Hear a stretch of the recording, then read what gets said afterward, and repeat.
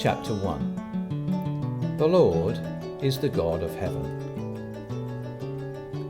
The first essential is to know who the God of heaven is, since everything else depends upon that. Throughout the whole of heaven, no other than the Lord alone is acknowledged as the God of heaven. There they declare, as he himself taught, that he is one with the Father, that the Father is in him and he in the Father, that he who sees him sees the Father, and that everything that is holy goes forth from him. I have quite often talked with angels on this matter, and they have constantly declared that in heaven they are unable to distinguish the divine into three, because they know and perceive that the divine is one, and that it is one in the Lord. They even said that people who come from this world, from the church, having an idea of three divine beings, cannot be admitted into heaven because their thought wanders from one to another, and it is not allowable there to think of three and say one. This is because everyone in heaven speaks from the thought, for there they have a cogitative speech, or thought speaking. Consequently, those who in this world have distinguished the divine into three and have adopted a separate idea of each and have not made that idea one in the Lord and centered it there, cannot be received. For in heaven they have a communication of the thoughts of all, so that if anyone came there thinking of three and saying one, he would immediately be discovered and rejected. It ought to be known, however, that all those who have not separated truth from good, or faith from love, receive, when instructed in the other life, the heavenly idea of the Lord, that he is the God of the universe. It is indeed otherwise with those who have separated faith from life, that is, who have not lived in accordance with the precepts of a true faith. Those within the church who have denied the Lord and have acknowledged only the Father and have confirmed themselves in that faith are outside heaven.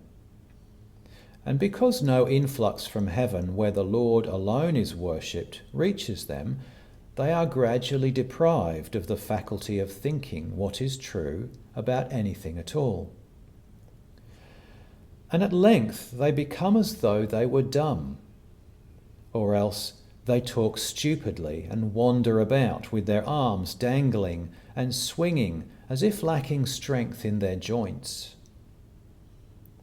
In the same way, those who have denied the divinity of the Lord, and like the Socinians have acknowledged only his human, are outside heaven.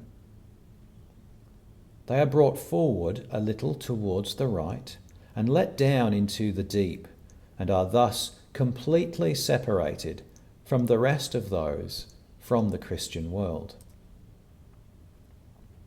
Moreover, those who profess belief in an invisible divine, which they call the soul of the universe, from which all things came into existence, but who reject a faith regarding the Lord, are found to have no belief in any God, since to them this invisible divine is like nature in its first principles, which faith and love cannot reach, because it cannot be thought about. Such are relegated among those called naturalistic. Things happen in a different manner with those born outside the church and called Gentiles, of whom more will be said in subsequent pages.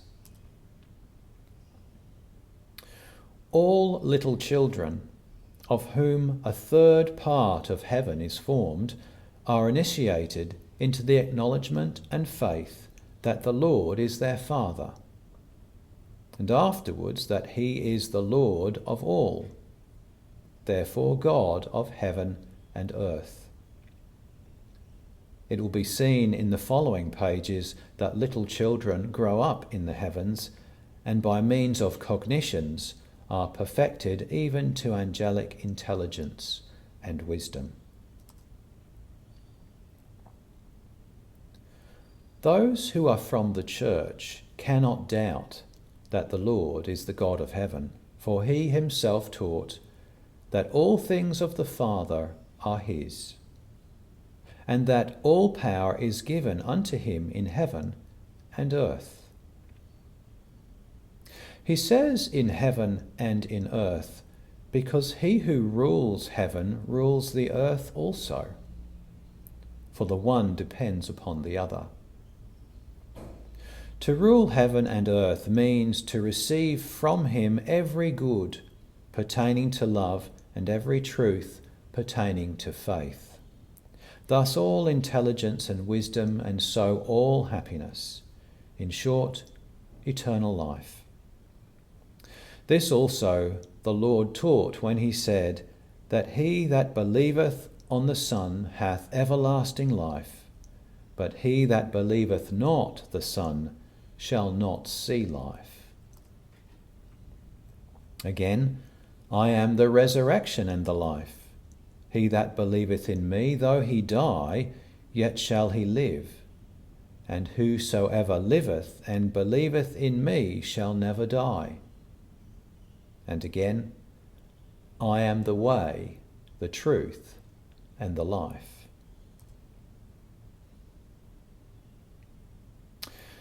There were certain spirits who, while they lived in the world, acknowledged the Father, without having any other idea of the Lord than as of another man, and who therefore did not believe that he was the God of heaven.